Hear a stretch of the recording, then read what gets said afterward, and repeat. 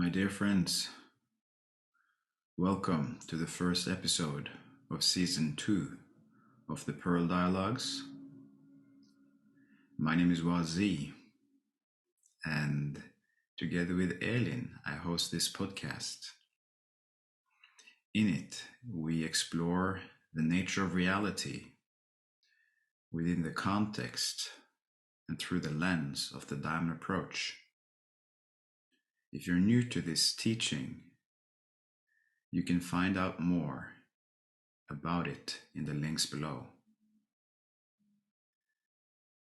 One announcement before I share who my guest is today is that due to copyright issues, I'm gonna have to stop having Pearl songs in the podcasts. The reason for that is that on YouTube, there are commercials and ads featured on our videos because of those music installments. And I want to avoid that because I received feedback that sometimes those commercials would appear during or while watching the episode. Also, I want to say that this podcast can be found on Spotify, Apple Podcast, and YouTube if you have a preference where to listen. My guest today is Fred, who lives in Amsterdam, a recently ordained Diamond Approach teacher. And it's a very beautiful dialogue full of richness. We talk about and explore passion, finding one's passion, living with passion. We talk about being gay in the world. We talk about Tantra. We explore true nature. What is true nature? And many other things. As always, while listening, I invite you to sense your arms and legs, sense your being, as the premise for this podcast is transmission and transformation. There is also intellectual knowledge and sharing, but the primary focus is on receiving the transmission of the podcast episode. I also want to say that in the links below, there is a glossary that you can check out if there is any term that you're unfamiliar with. That is all I have to say. Much love. I do feel a sense of preciousness, being with you. I can feel a sense of heart connection with you. Yeah. Yeah, that's right. Feel it too. And I like that it grows. It goes. I don't do anything, but it wants more and more be here. Let's say it like that. And now I allow it. Certainly, that's what I like. Just allow what wants to be here, and that's real. That is so beautiful. What you just said there. Just allow. I mean, I can feel the sincerity when you say that, and how it just really speaks from your soul in what you're saying about just allowing what is here to be here. Right? There is such a sensitivity and such an honesty to that. Yeah. That's true. I love that. That's also the path. How can I say the path that I went throughout my life? Yeah. Was it in some way that brought you to the diamond approach, you feel? Yeah. And then it started with my personal growth path, and it started for me, especially with Tantra. In the 90s, I did Tantra in school, And that brought me a lot. And I guess that was the right place for me, because where I flourish, or where it happens for me, is in contact with another person. That's still what I love. Tantra is about contact, is about allowing the other, yourself, being together and see what wants to happen. So would you say that when you say that there is a lot of, I mean, from what I hear, you say that a lot of your transformation and a lot of your growth and process of discovery, hope, happens in contact with other human being, and that's a space that you really appreciate and Yeah. speaks to you. Yeah. Do you? I'm curious about that. How that may have been constellated differently for different people. That some people can be very solitary and maybe not see contact that much. I feel in my case, I definitely think that there is a balance. I really appreciate, like for instance, I'm an avid reader of the Down Approach books, for instance. So they work me extremely deeply, and that is its own unique space. And then I love connecting in the way that we're doing right now as well, which I also feel like a very potent transformative space, that, and particularly within the context of exploring, there's such a joy in exploring with other human beings. Yeah, exactly. Yeah. Yeah, and I think that's a beautiful combination of you, that you love reading all these books, and at the same time, so more on your own, and here, and all the centers, and also really connect to another person. Myself, I love reading. In my 20s, or more in my 30s, I read a lot. But that became less and less, and the books of Amita I found a bit difficult to read actually. and my growth is more slowly, like I said, in sessions with a teacher, in inquiries, and I especially also love the dialectic inquiries like we do now. Yeah. Where insights, or whatever wants to be seen by me and by my soul, is coming just just in the right moment, I could say. Wow. So pleasurable and delicious. And I'm really fascinated about this particular topic around how different people learn and how different people like to engage, because you were saying private sessions has been very big for you, and the contact, and I imagine also that you have your own way of processing and digesting material, maybe in relationship, but also when you're on your own. Do you have Also, any how do you really digest the material of the teaching yourself when you're not in contact?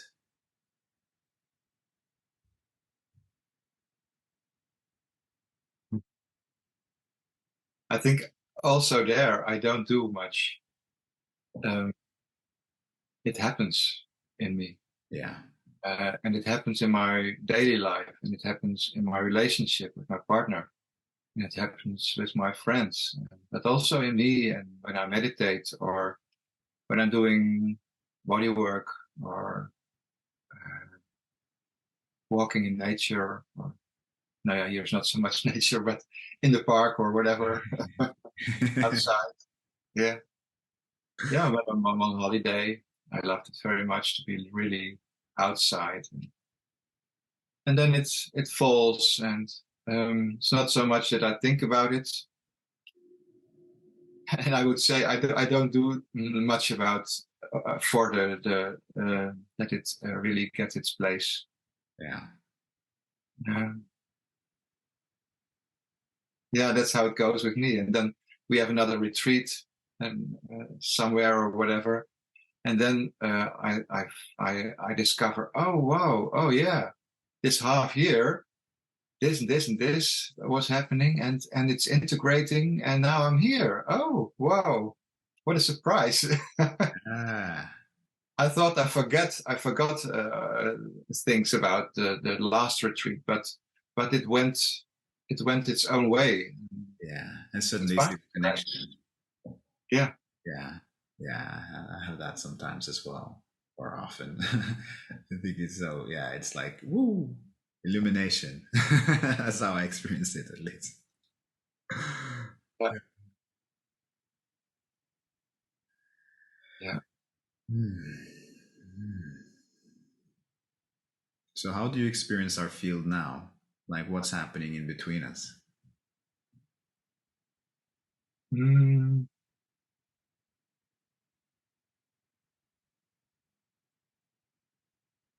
it's changed. It is a bit like, how can I say that? I feel strength in myself and more power and more my place, and perhaps you more your place, and that changes a bit the contact. It's more like, ah, yeah,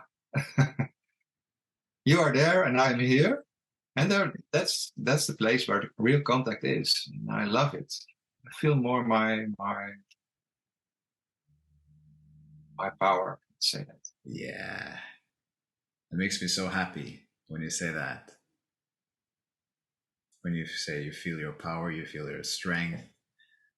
Uh, yeah, it makes me smile. Yeah, yeah. How is it in you in this moment? What do you experience?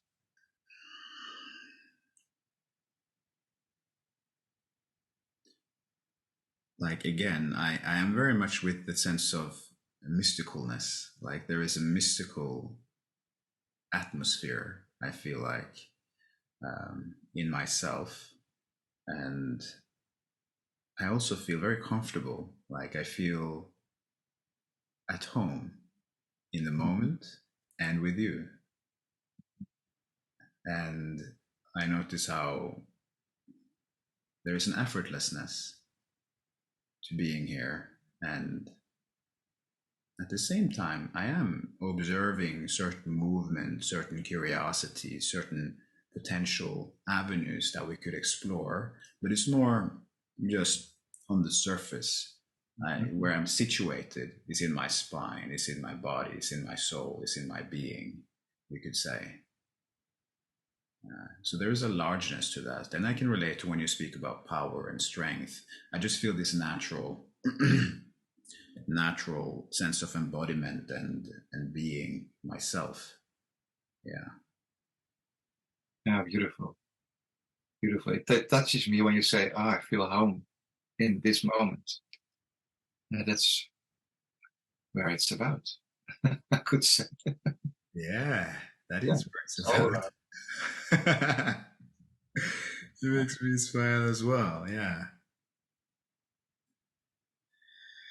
Yeah, what's being stimulated from my belly actually, yes. I am really curious about your journey of becoming a teacher in the diamond approach. And before we started recording here, you were talking about like how you're still very much exploring what it means to be a teacher and what your role is as a teacher. Could you share a little bit more on that? Yeah, for me, it feels like it's actually it's totally open where it wants to go with me and in me, also in my life. Um, and I don't have a plan, and I don't have. Um,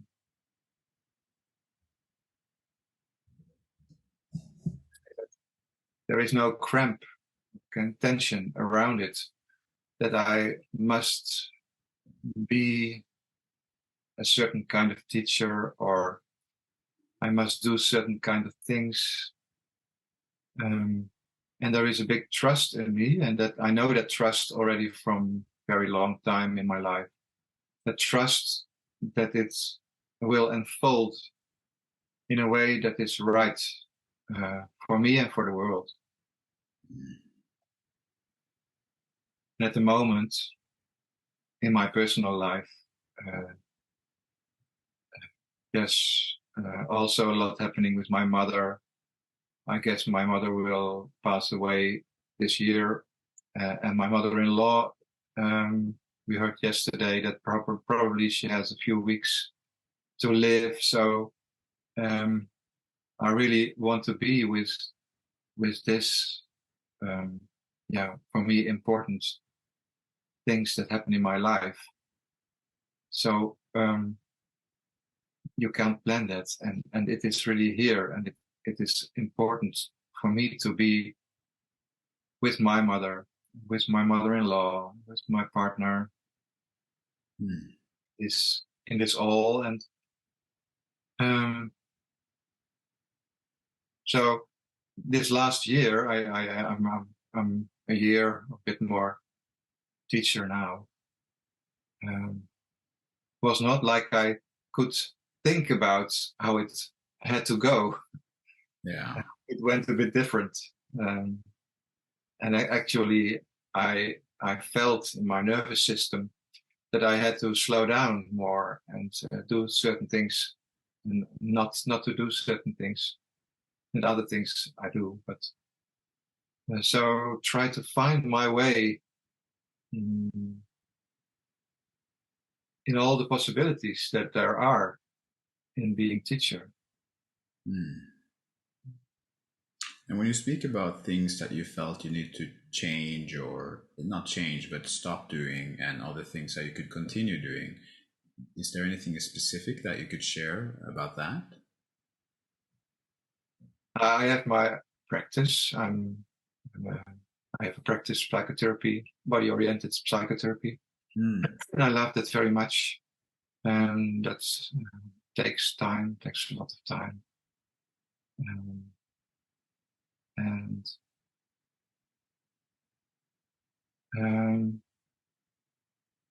It's the feeling what is too much and what is right for me to do, and not to make it rigid or to set some goal, but allow it just to develop like it wants to develop. And of course, I have an idea, but my idea is, okay, it's good. I don't have too much students now, but it's okay and it's right. It's like it has to be. I want to be with my mother and my mother-in-law and all the other things, and next to that, I have that's another thing. But we together with my partner, we give Tantra trainings. And there is a year training just started, and it also needs my attention, and I love that very much. So I can't do it all. That's the restriction of life on Earth, and perhaps also in becoming a bit older. I noticed that too. So not doing it all, and feeling where are my boundaries. That's an important thing, and the trust that it will evolve like it wants to evolve.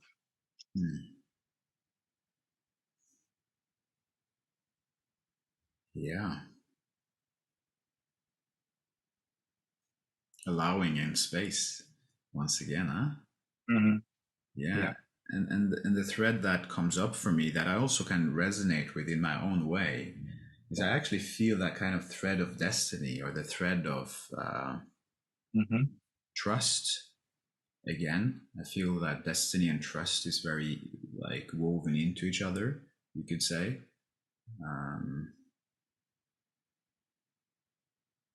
And there is also an attitude of non-interference, which is also central to this teaching of allowing things, don't meddle, don't kind of tinker too much with what's happening, but rather explore it as it unfolds. Yeah, that's right. And not knowing, allowing the not knowing. I love that very, very much. And not knowing what's here now, and not knowing where it goes. But because yeah, one of the things, I guess, what's important for me in my whole process is the ongoing discovery, how much we, or I make some object of myself, thing. Um, and that's important in this because I am not the thing. I am a mystery. And that mystery wants to unfold. But as soon as I make a thing of it, of myself, it's, how do you call it in English? It's stalled. It's not flowing anymore. It's rigid, you could say. And I did that a lot to myself. It's with there are ideas in that how I must be. And as soon there are whatever idea there is, I make a thing of myself and not a living human being. That's an important thread in my process, years and years. And deep wisdom. Yeah, it is. And I even don't know how deep I feel. It's like I can feel the depth of that. That is so deep wisdom. You know, not making a thing out of myself, right? Being a living mystery. Yeah.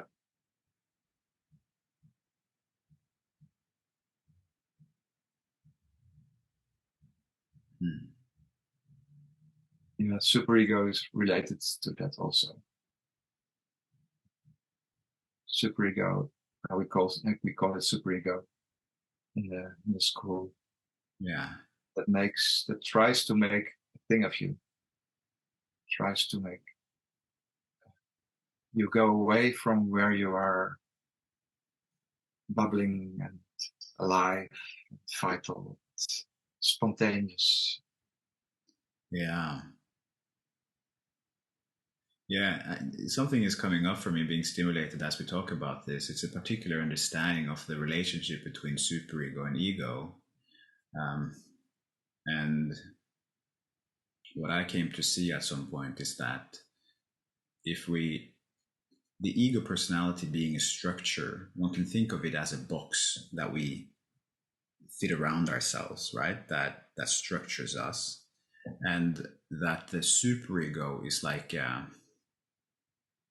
force that manifests in many different ways, judgment, criticism, applause, to make you fit in that box, to make you stay in that box. And the moment you exit that box, the superego, like the policing of the superego, is alarmed, and then it comes in with its baton to you know, get you back into that box. And in the box is also contains also all our ego ideals of how we should be, and you know, what our ideal life is, and our ideal expression is, and ideal image is. And also the host of patterning and conditioning from childhood.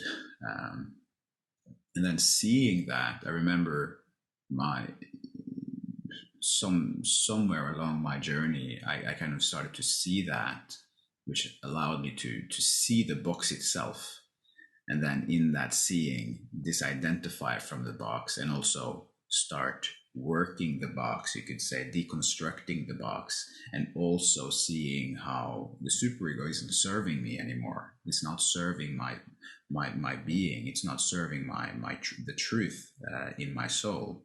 It's actually maintaining a status quo that is not essential to me. That is not true to me where I'm at in this moment.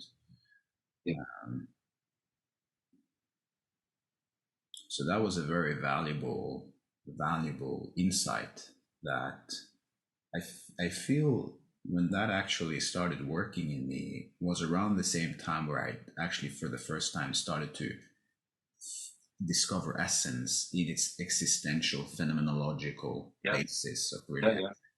experiencing myself and experiencing essence Mhm. directly. Yeah. Yeah. Beautiful. Yeah. Yeah. Yeah. That's the core.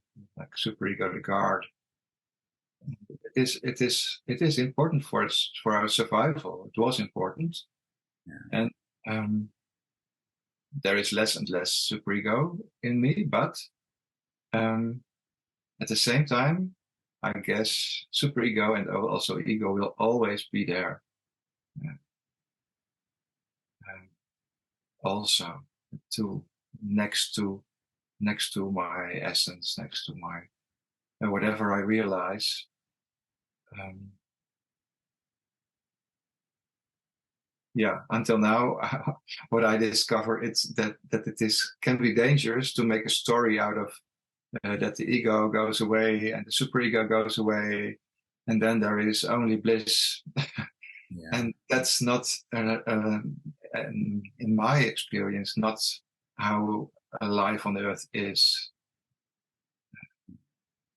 I'm really curious about that particular thread. Like I'm reading Pearl Beyond Price as I said, and in that Hamid Almas states that the next development for a human being is the development of the pearl. Like that is the essential person, and the ego is actually a stage of human development that is necessary for separating and individuating and becoming a functional human being. But it's a stage that is prior to the true blossoming of that process, which actually blossoms into the pearl. Yeah, So I'm actually extremely interested and curious in to what extent it's possible to embody essence as a consistent thing that is, in the beginning or initially, that there is some kind of shift where the pearl becomes one's primary modus operandi, like the primary station that one experiences, as opposed to being an ego, and to what degree it's possible to metabolize and digest the ego and deconstruct it so that there is less of it and more presence, more and more pearl. yeah, yeah. That's for sure. That's totally true. You you say it's very beautiful. Yeah, that's the process, um, and that's an ongoing process, and I think an endless going process by metabolizing all the things that happened, but there are also happening things now, and Yeah. but also this, you could say, the little child, or the, how do you call it, the soul child, or uh, is still there, um, and it's, in my experience, it really wants to stay there, and of course it also transform into, let's say, reality now, and that process is really there. And there is also some deep place. Yeah, this is what the last year has attracted my attention. So I'm very curious too how it really is. But for me, it feels like, in a way, it is important that this inner child, or this soul child, um, gets the right to exist, that it stays, that it stays in my life, in my whole life, wherever I go in the development of the pearl, of the point, and of the boundless dimensions, and all and so on and so on. Mm. But when you lose this, oh, it touches me when I say that. When I lose or put away this place where the soul child is, Yeah. um, I lose some very important thing of myself. Interesting. If I were to continue riffing on that, so what I hear is that there is something, or what I'm curious in some sense exploring with you is like the essentiality of the soul child. Is that actually a part of the human heritage to have Mhm. a soul child, and and that will activate at certain junctures and certain points in time, also after the realization of essence and the embodiment of essence, and that Yeah. will continue. And I can also imagine that even if we, let's say we expand and then we kind of get comfortable in our embodiment. Let's say we enter a new situation, for instance, where we get a child or we get a new job. These it's impossible to predict that inner child that I think anyone listening to this will be able to relate to, that won't activate. And then the question is, how do we relate to that, and to Mhm. what degree are we consumed, and maybe sometimes overly consumed by it in terms of identifying with it, and what times to what degree are we able to hold it and to actually nurture that relationship, and have the right relationship with the soul child. Mhm. Yeah, exactly. Yeah. Yeah. Yeah, and it is activated also when illness comes, or when Yeah. a divorce, or when my mother will die, or um, I can be there, hopefully, in an open way and present way. And also at the same time, there is this um, soul child that is really, really touched, um, and probably it will feel abandoned, um, or lost, or whatever. Yeah. And that's also true. Yeah. And we've brought in a term here, soul child. Could you share with me what you see the differences between inner child and soul Yeah. child? That's a difficult question. Um, there is some, I think there is a difference, but for me, it is not so much a difference. Okay. I use it through each other. Interchangeably, yeah. You could say perhaps that the inner child is more the ego like part of it, and the soul child, but I don't think so. That is used like that in the ritual. So Okay. I'm not sure. Yeah. Yeah. Neither there is a place where I can experience. There is a place where I find that it's not a structure. It is really, um, perhaps it is also a structure, but perhaps it is both. It is a structure and it is not a structure, because when I call it a structure, immediately its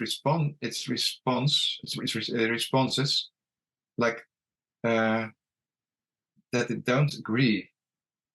Ah, Mm.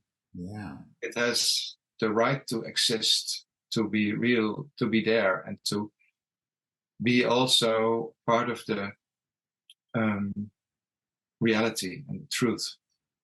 Hmm. Yeah. Very fascinating. Yeah, I Yeah. guess it's important for our humanness, to humanness on Earth. Hmm. Uh, that's my feeling about it. Okay. When we let it loose, we fly away a bit, Hmm. away from the Earth. And one of the main threads of my life is really finding the Earth and the grounding, um, the love for really being on Earth, in my body, in my surrounding, where I am. Yeah. When you speak of that, I can feel the earth. I can feel the earthliness of myself, earthliness of being a human.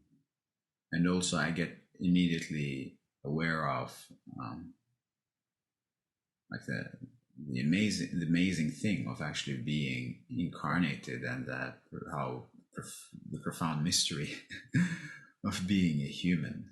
Yeah, Uh, yeah. and also there is a richness to that. There is such a richness and a preciousness Hmm. to that, which I Yeah. think that our culture today, many in our culture are not.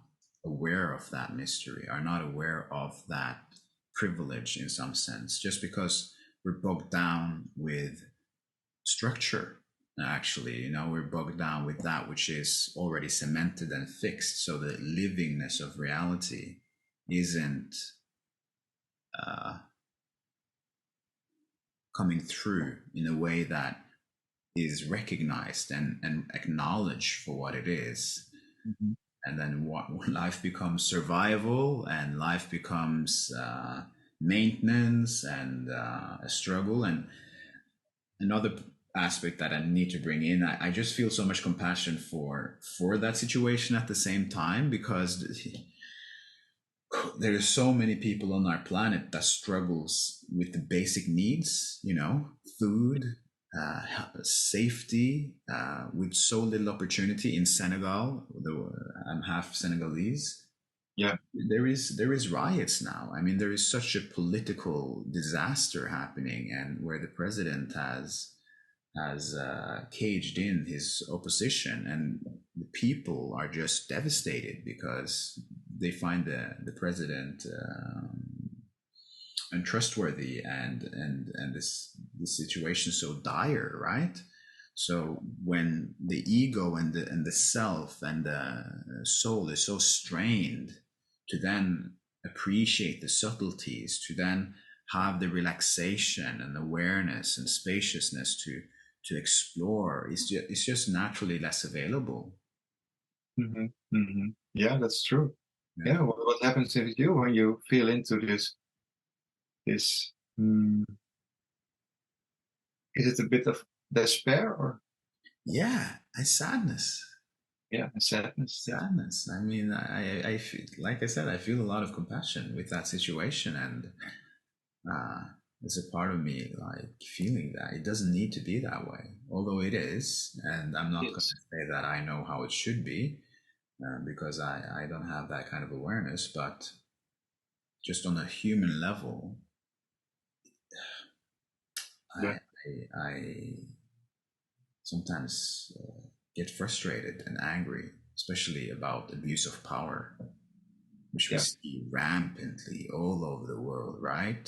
Human It's all beings over the world. It's not only in Senegal. It's everywhere. Yeah. everywhere. I mean, in the West, the movement of colonizing the world, which obviously is a part of our history, and again, I don't know what the result of that will be in the long run. Maybe it was needed. I don't know, but foundationally, has elicited a lot of suffering, and all of the racial problems in the United States. Slavery, and a lot of this we haven't grieved that and acknowledged that, and a lot of that is to maintain power. And there is clear to me that there are stratas of society and people within society who have a lot of power, who tries to maintain that, and who are completely selfish in their wish to maintain that sense of power and wealth.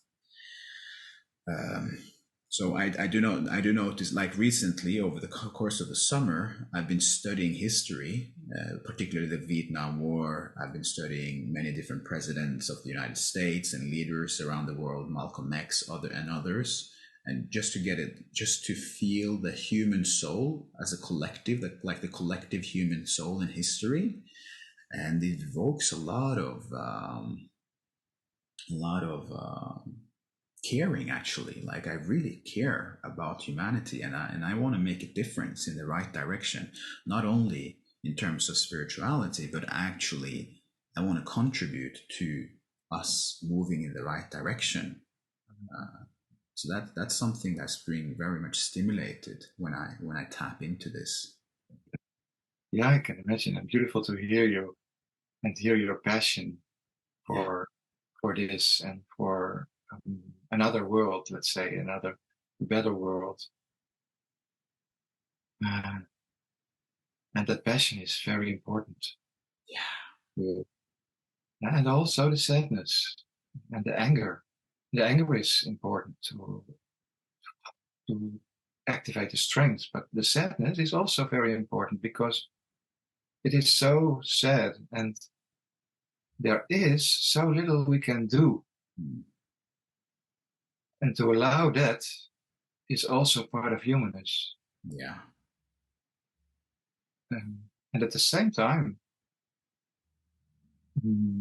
it is so important that you speak these words in this moment, and perhaps a lot of people hear it later. And in those words, it is so important to feel your truth of that, and the truth, including your sadness and your compassion. And I feel it also in my heart. And also the powerlessness that's also there, that we have as an individual human being. And that's, perhaps we could say, that is also food for our pearl, to develop our pearl more and more and more and more. And that's also including the helplessness and the powerlessness and the sadness and the frustration. Yeah. Yeah. I actually feel the current of pleasure as you speak, and as we kind of explore this topic, and the level of sensitivity in our space, and the mutual seeing, the mutual understanding, mutual respect, mutual consideration. The other element that I want to bring into this, which I feel is so important, is like really culture, like the culture of our humanity, which is like a we current as opposed to an I current, and how we and that matters. Like our cultural context matters. One thing is self-realization here, but the cultural development, cultural evolution, cultural presence has a lot to say about what our human potential, how our, and what to what degree our human potential can actualize as individuals, right? Because we are bounded in a relative way by our context.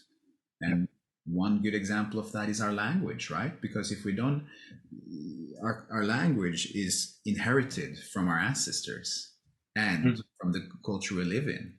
So who knows if let's say if a big chunk of humanity awoke to essence, who knows how our language would develop, how our institutions would evolve, right?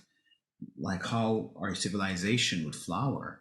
So I notice in me there is this blueprint and vision of like a society, or not to say that it's realistic that that will manifest in our lifetime, but I it's so clear, close to me, this vision of a more illuminated civilization that are operating within the context of love, that are relating in the way we're relating now, where that is actually the norm. I think that is a far-fetched from where our culture is today, but that is realistic in the long run if the right forces and that we have the right direction.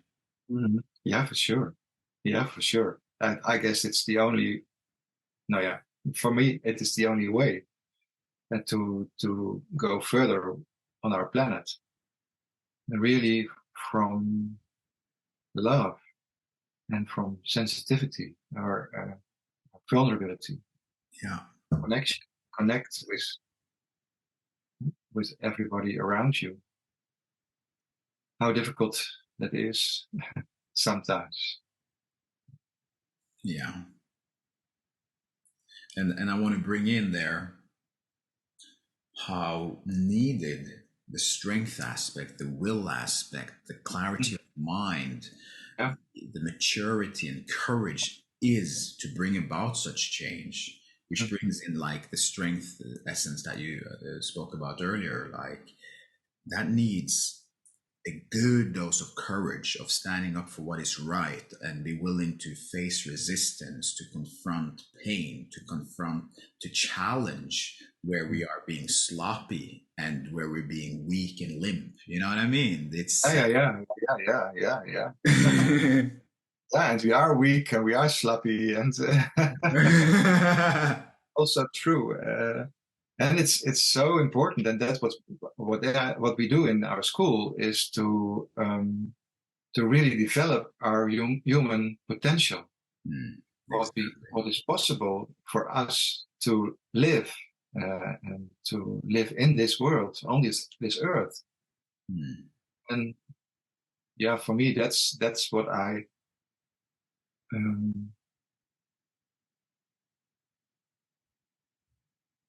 that's my possibility, to live so right as possible who I am and what I have to do and can do on this world, and to develop my human potential as Fred. And when we all do that, or perhaps not all, but let's say part of it, where it is possible, then that's the chance for our Earth.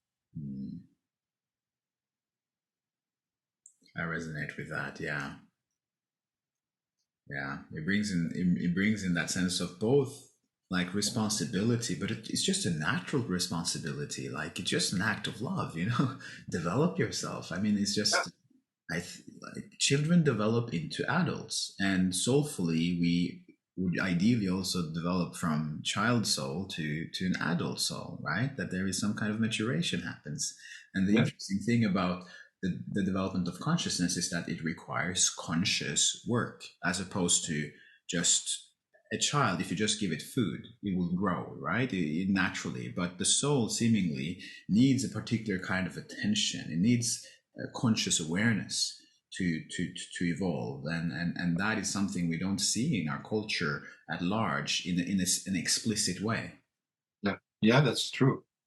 The focus is on consumentism, consumption, and not so much about this where we talk about and where what we are living now. That is really be who we are, as close as possible, and to develop.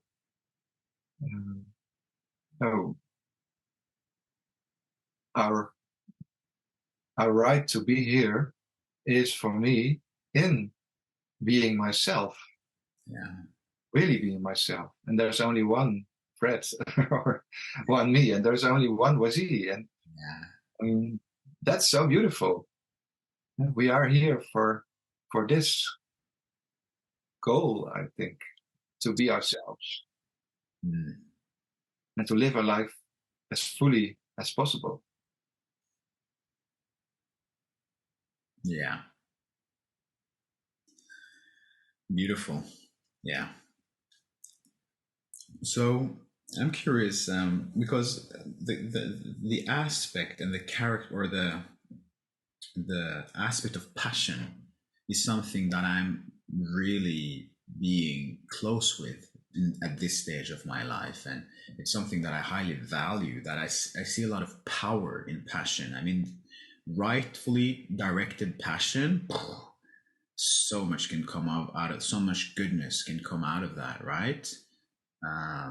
And I think a lot of people, when they think of passion, and historically speaking, they think of Jesus hanging on the cross, and Jesus' passion for humanity and passion for God, right? And how the etymology of passion, I think, is included also to suffer for something greater, or something of that nature.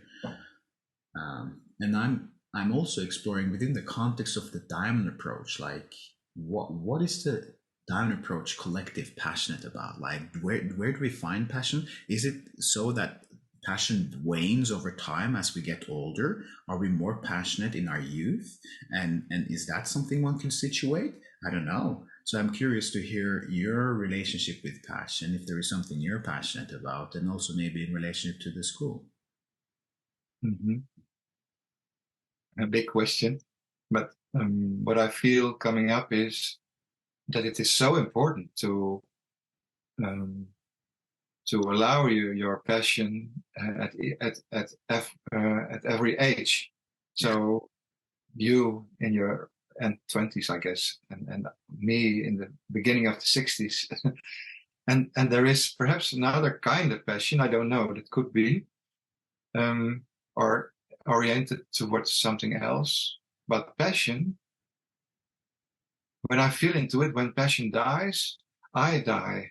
And the life in me dies, the vitality dies. That in passion, when I allow that, there is my direction. That's what where I am for here on the earth. Whether I like it almost or not, it's there.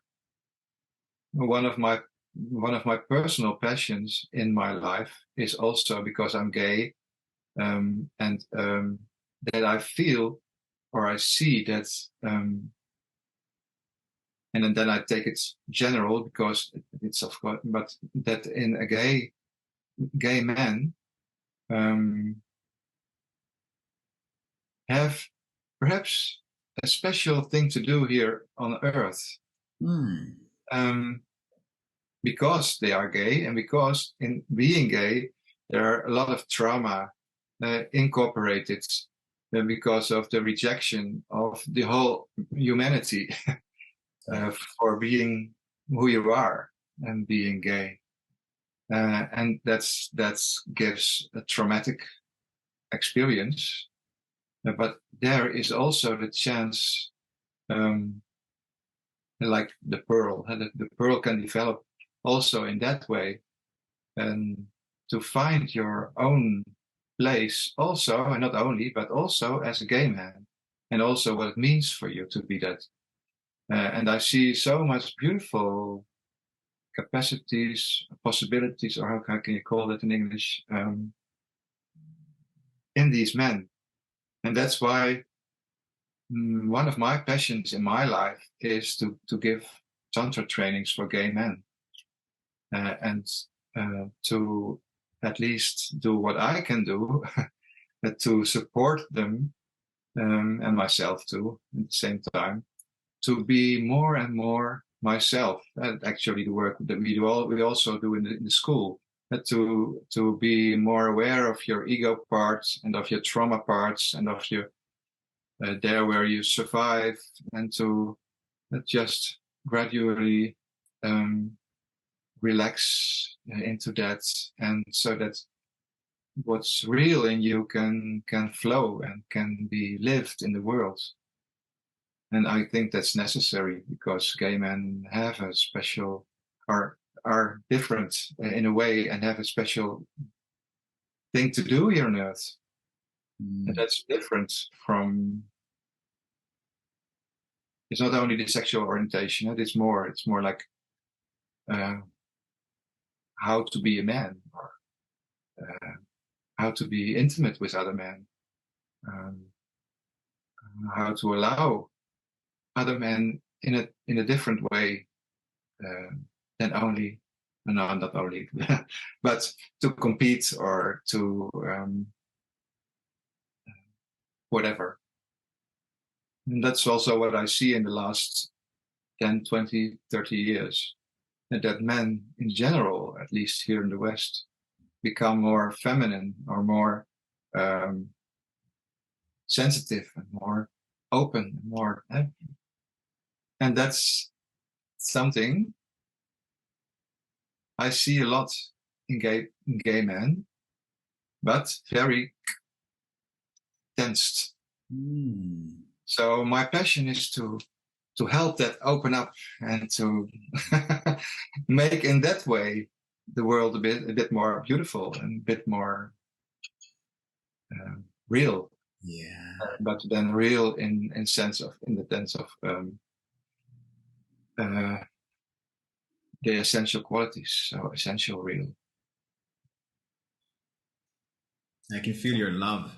I can feel your love coming through as you speak about this, right? Yeah, Like, yeah, there is love for. Yeah, and how the love is really linked with the passion somehow, right? Yeah. There's no passion without love, I guess. Exactly. So they are definitely linked. Yeah. So what I hear is that yeah, or let me ask it as a question actually. What experiences do you feel contributed for that type of passion being stimulated in you? that particular passion to Mm-hmm. serve gay people in that way. What experiences do you had maybe growing up, or what is it that you've seen, observed that stimulated that in you? For myself, in my personal. Maybe personally, or what you've seen in the world. Is there something specific that you've experienced that has led you to for that passion to activate in the way that it has? Yeah, yeah, it's on different levels, I guess, but it begins with my personal level, and that I experienced in my teenies, or even before that, um, how my energy, or my vital energy, my life energy, was uh,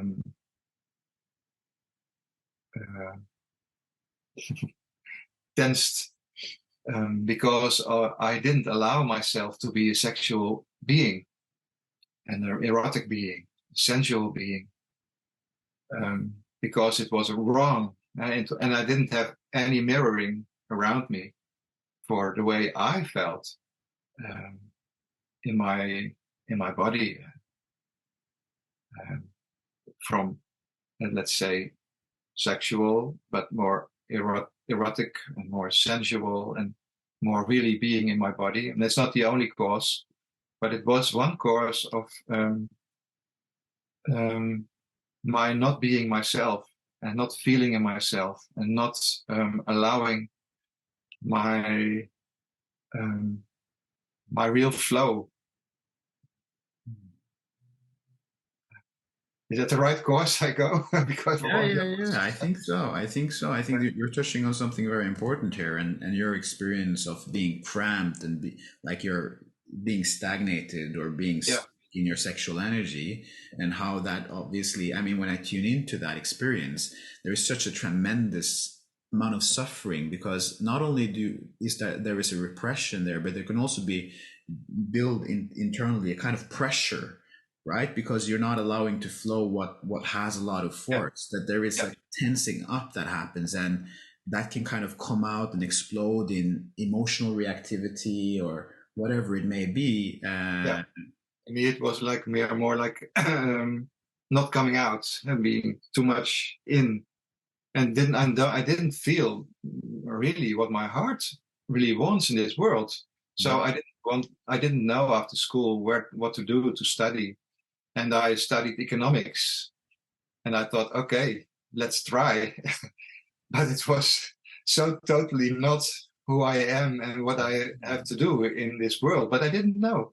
Yeah. During the study economics, it's the last 8 or 9 years, and then I worked a bit in it, a few years, but it was so not. And then I discovered myself more and more, and I discovered or actually, I saw, oh, I'm gay. Ah, okay. Ah. Oh, it opened up, and then a totally different thread was was born in a way, and then I did the work in a more in the therapeutic way and in the body psychotherapy way, and then the Tantra, and then the Rit and here I am in a totally different way than I was in my teenage. And of course, that happens with a lot of people. But the not allowing myself to be who I am really, and what wants to flow here, also sexually and sensually, Mm. that's an important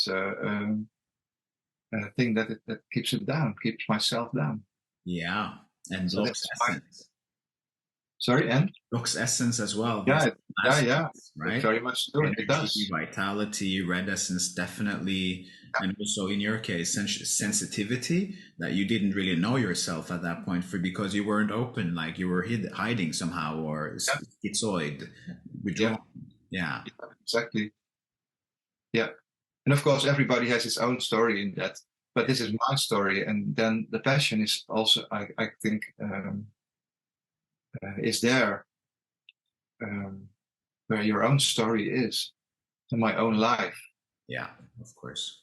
And I see it around me, like Yeah. So you see Uh, the same situation you found yourself in when you were younger. You see it in other people, yeah, and with the liberation, the freedom, the expansion that has happened for you, there is a kind of compassion of wanting to offer that to other people as well and facilitate for that movement.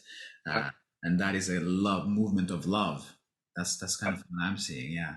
yeah, exactly. And the love for myself instead of the judgments of myself. Yeah. Yeah, first I found Tantra, and when there was not so much to do in the Tantra, and then the teachers who did the Ritwan already um, said to me, I think the Ritwan is something for you. Now and then I, I went to a retreat, and wow, I thought, that this exists. It was so right. It was so exactly um, what I want to explore further. And it was also a safe way, Yeah. and it fitted to me. Yeah. So 23 years ago now, I started in the Ritwan. It brought me so much, where we're talking about, and more, uh, even more freedom, and it goes on and on and on and on and on, and it's endless, like it goes, the development. Mm. I love that so much. So also discover who I am really, and where is my passion about, what what is it really that I um, that that's through nature wants me to do and to live Yeah. in my life. Yeah. So, a couple of things that stimulated in me. One is for the people listening who are maybe new to the diamond approach. So, the diamond approach is the actual teaching, while Ridwan is the school. That's the name of the school where the teaching is shared, basically. Um, and one thing that we could go into is Tantra, right? Because there's so many different understandings of Tantra, and I imagine you have one particular exposure to one specific type of Tantra, maybe. Yeah, And you also mentioned that there was someone who was your teacher are already in the school. Who is that? Is it Q? No. Carla Verberg. Okay. She was in the school, and Kio, perhaps you know that name, is teacher now, and has also an ongoing group in the Netherlands. Yeah. And what is your understanding of Tantra? Like, could you just share Tantra? What is that exactly for you? For me, it is a lot the same as a diamond approach. And there is something added, and that is the aspect of contact. And in you could say in the form of the dialectic inquiry, there is there I can experience some of that what's possible in the contact. And Physically. in Tantra there is also the physical, Yeah. the bodily aspect, so also of touch and physical contact. Yeah. And that's not so much what we do in our school, Mm. in Ritva school. And what adds for me, or added a lot, because that helped me to get into my body more and more. Mm. Yeah. I think that's a beautiful avenue, to be able to do physical kind of inquiry that also includes the physical. Yeah, yeah, In some sense, right? Exploring not only in with words and with presence and sensing, but actually also touch, physical touch. There is something. I think that's a whole domain that I was very curious about. Hmm. Yeah. Yeah. I once asked Hamid a question about that. already a long time ago. And then his answer, I don't know exactly, but he said, "Oh yeah, when you feel drawn to, find a good Tantra school and do that in that Tantra school, because we don't do that in the school." Yeah. That's right. That's totally fine. Now, there's a beautiful book. I looked it up. The Power of Divine Eros. Yeah. Um, Was it that that retreat? Sorry. Was it that retreat you spoke that asked that question or? Yeah, it is about the retreat that was here once in Amsterdam, and it is and in a book. Yeah. And it's a beautiful book. It is about Tantra. Yeah. And I loved it a lot. I already read it 2-3 times, and it's so inspiring because it is from Karen and Hamid, and they write it, let's say, more in the language of the school. Yeah. But for me, it connects Tantra and the Ritman in a beautiful way. Yeah. Power of the power of divine eros. That's Yeah, the name yeah, of the book, which is also yeah. a retreat. Yeah, it's a transcript of a retreat. Yeah.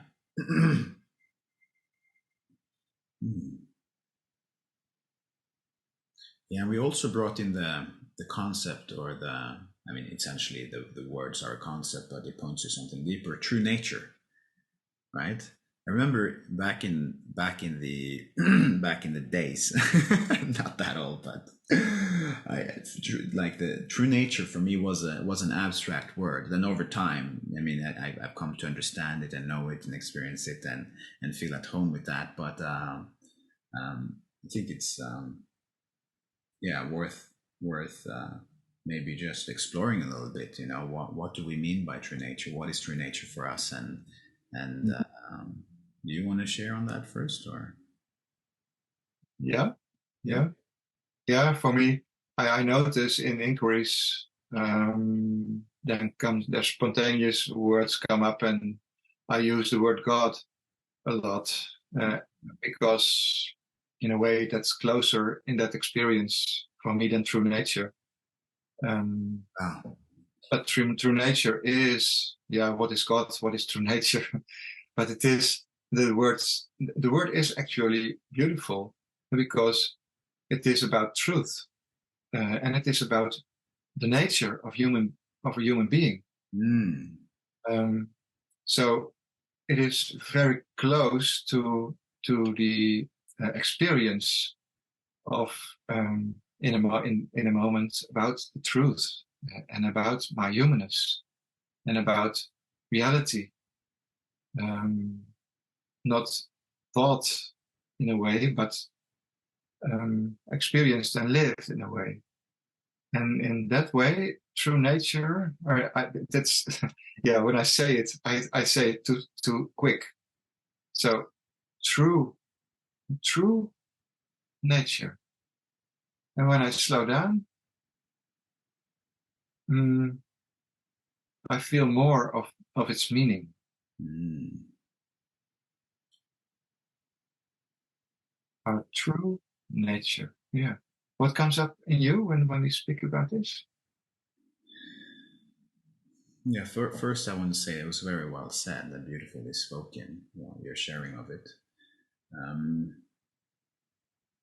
True nature. I resonate with your sharing about it. I definitely relate to essence. When I speak of essence, which is definitely linked to true nature, or is the same another word for true nature, you could say.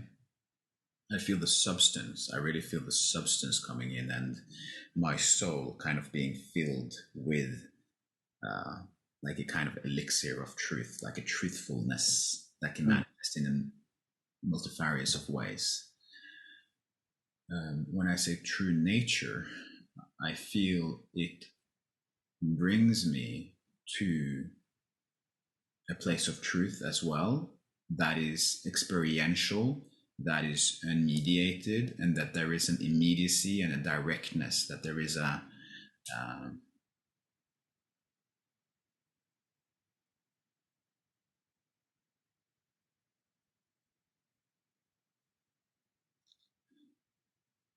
that which is like the real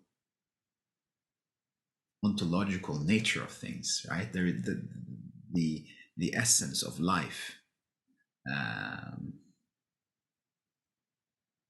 and at the same time, like how vast it is, how impossible it is to really pin it down, or it's impossible to pin it down. It cannot be pinned down. I mean, it's endless. But it's clearly experienceable. And I know that I've read the book The Alchemy of Freedom, and in that Hamid's talk about indeterminacy, that it is indeterminate, that it cannot be bound or pinned down to one thing, Yeah. that it's not of its nature to be pinned down. It's dynamic, and within the school, one view and one understanding of the true nature is how it manifests in the different dimensions. Like true nature manifests as the aspects, it manifests as the diamond vehicles, it manifests as the boundless dimensions. So true nature is a vast, vast, vast ontology of reality, vast reality. And when the soul is awake and open and illuminated, then true nature can be experienced and known, and in that sense also knows itself through the vehicle of the human soul, which to a large extent is what the diamond approach is about, and also obviously the process of the actualization of true nature. How does true nature actually actualize through a human being in terms of functioning, relating, grocery shopping, whatever it may be, right? That is a potential for that, and that true nature is the deepest intelligence there is in reality. Like there is no more profound, deeper intelligence than true nature itself.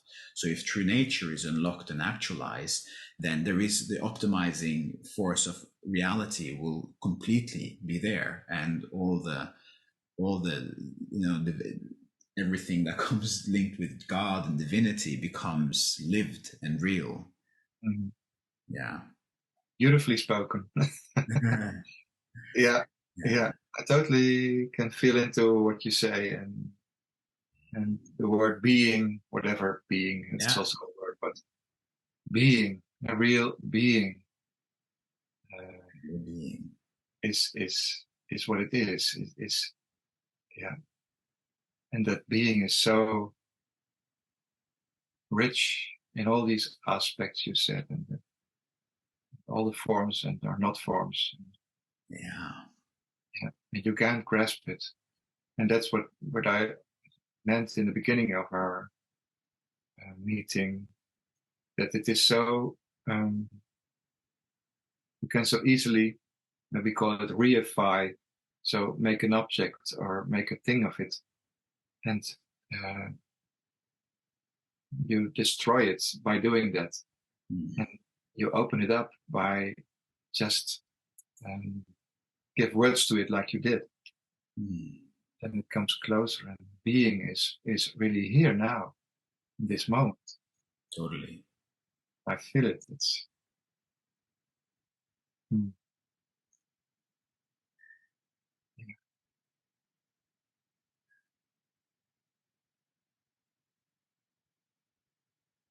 yeah. When it's here, I love to breathe into it, because then it becomes more and more fuller.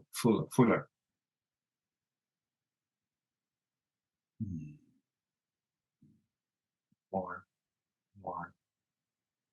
Also on the ground, heaven and earth, both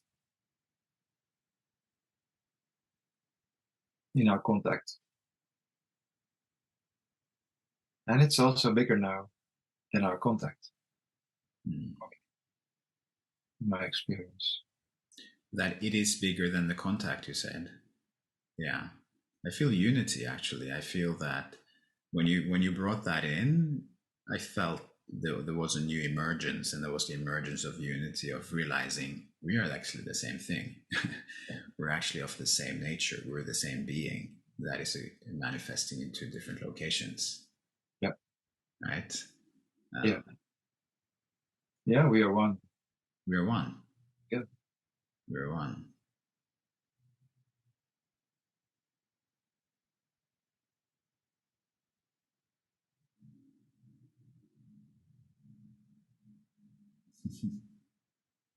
Yeah, that's so beautiful about the diamond approach. We are one, and I feel that now, and it is so real. It is true. Yeah. And at the same time, you are you, and I am me. Exactly. Also, this dimension of the spiritual dimension, this dimension of true nature, and that's the pearl. That's the personal essence in each of one of us. Totally. It's so important too. That is so important too. Exactly.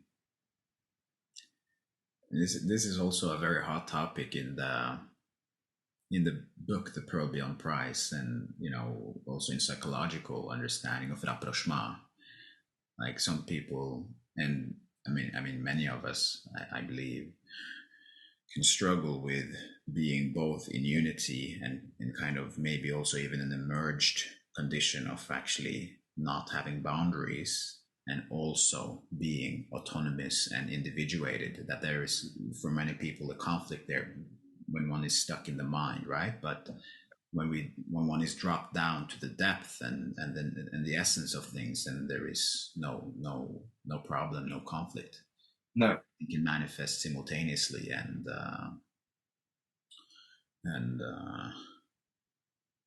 it just resolves all paradox. There is no paradox when one is in being, right? It's just, that's how it works. That's how it is. It's very true. So especially in the dialectic inquiry, it's so beautiful. Again and again, I discovered that real contact, or the closest contact that's possible, is there where each one of us is really in himself or herself. Yeah. Really, totally in his personal essence. The more you are there, the more I am on my place and you are in your place, the closer and the more contact there is. And that's not emerging contact, but it is a contact of oneness, or I don't know. Contact of openness, transparency. Openness. Yeah. Transparency as well. Yeah. Yeah. Yeah. Another hallmark of the down approach, obviously, is the discriminating intelligence of discriminating different types of experiences. There is a difference between maybe singularity and oneness, unity, and simply feeling yourself as an individual. That there is such a detailed map, and it needs ability to discern and discriminate. It's just, it's just astounding. Yeah, that's beautiful. That's amazing. And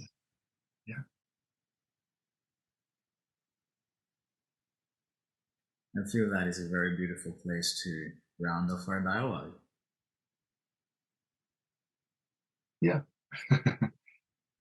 It's been a pleasure to be with you, truly. So, again, I feel so much at home with you, and I feel, the preciousness of you, the preciousness of your pearl. So I'm so glad that you got the opportunity to do this. Yeah, thank you very much for this opportunity to meet you. And you are a precious pearl too, a beautiful pearl. And it can happen because you are there and I am here. And I loved it very much, be together and just allow it where it wants to go. Exactly. Yeah. So for those of you who wants to potentially reach out to Fred, you can do that. He does accept new students, from what I gather. And other than that, I'm just going to say so much love, and stay tuned for the next one when it drops. All the best. I'll end the recording.